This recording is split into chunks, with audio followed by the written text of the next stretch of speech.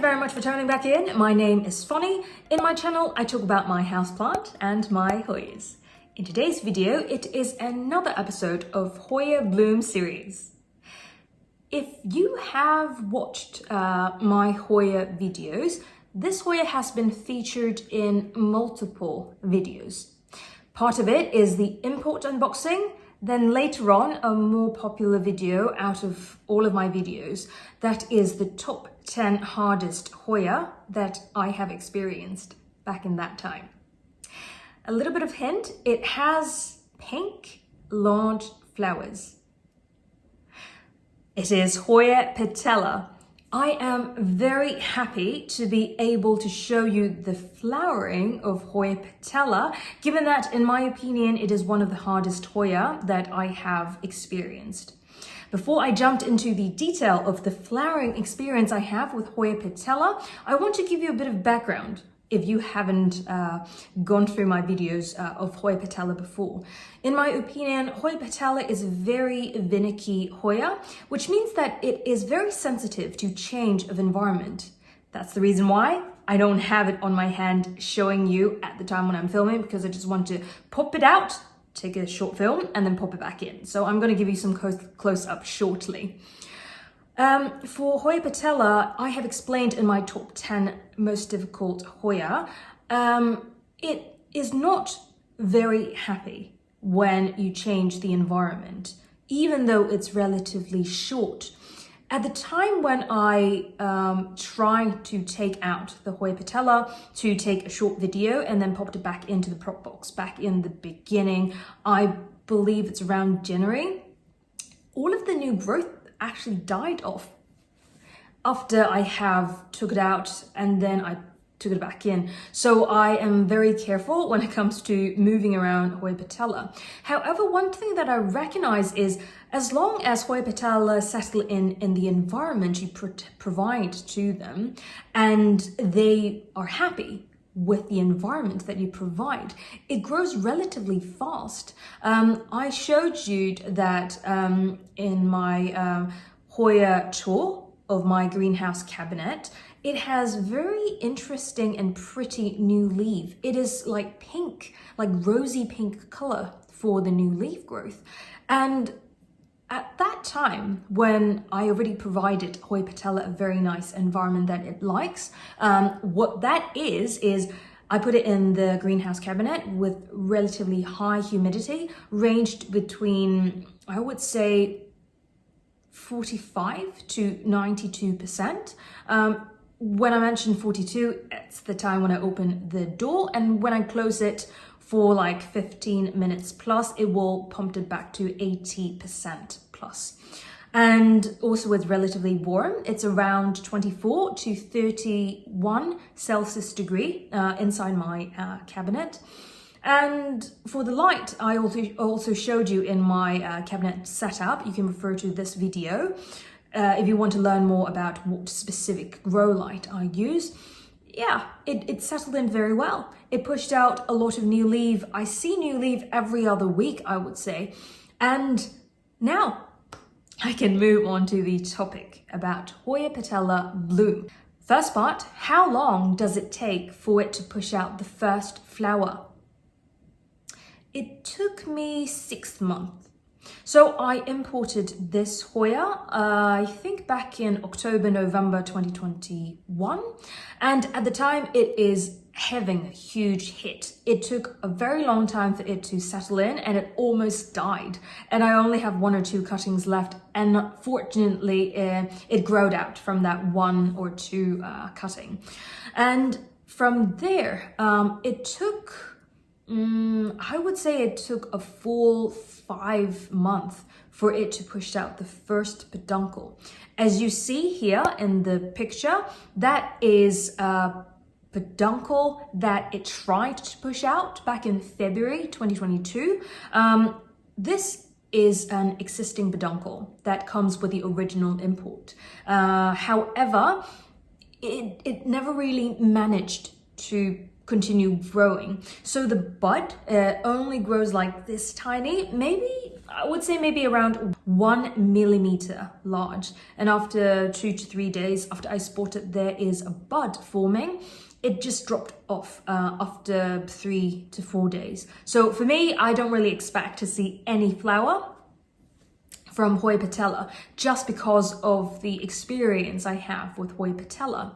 However, in April 22nd, I would say, I saw there was a tiny bud forming in a completely new peduncle on the very long tendril.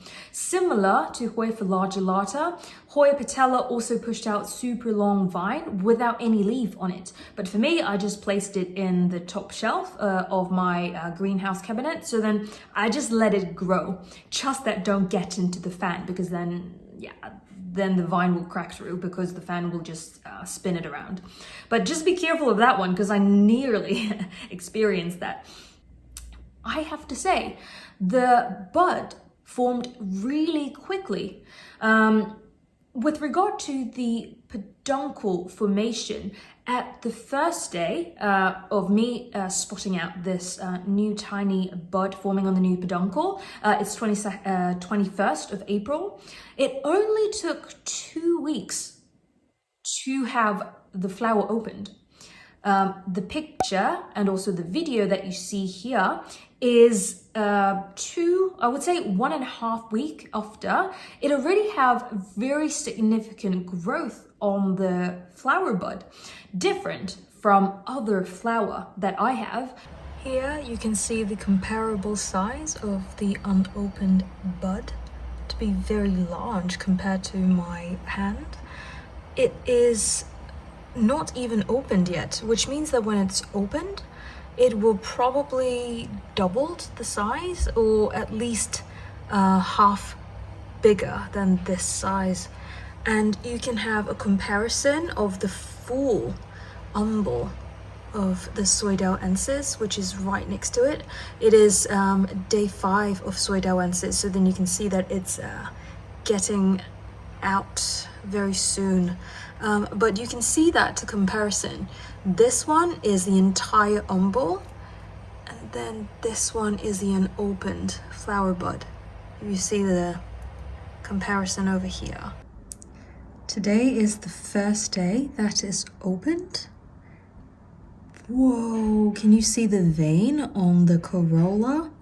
It almost feels like it is like veins on your cheek when you have this blush on your face after alcohol. I mean, after a few drinks, probably. At least that's on me.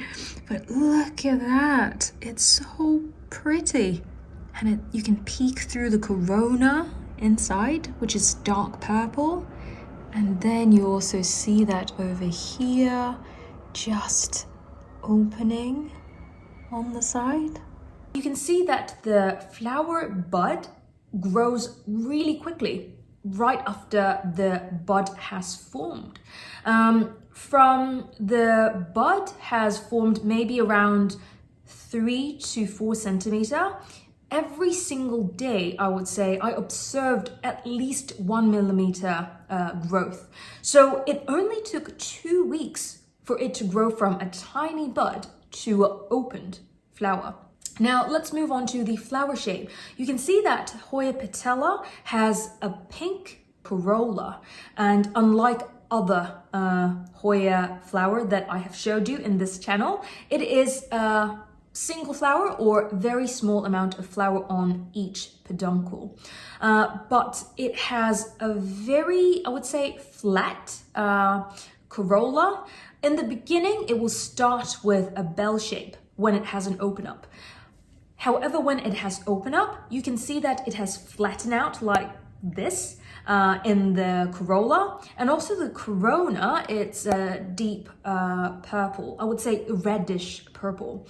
And the color of the center of the corolla is, it kind of have this transition from darker pink to a little bit of mild or even white pink color in the center. So then it's a very obvious flower when it comes to a plant with leaf with around like this size, and then the flower it's around this size when it fully open up.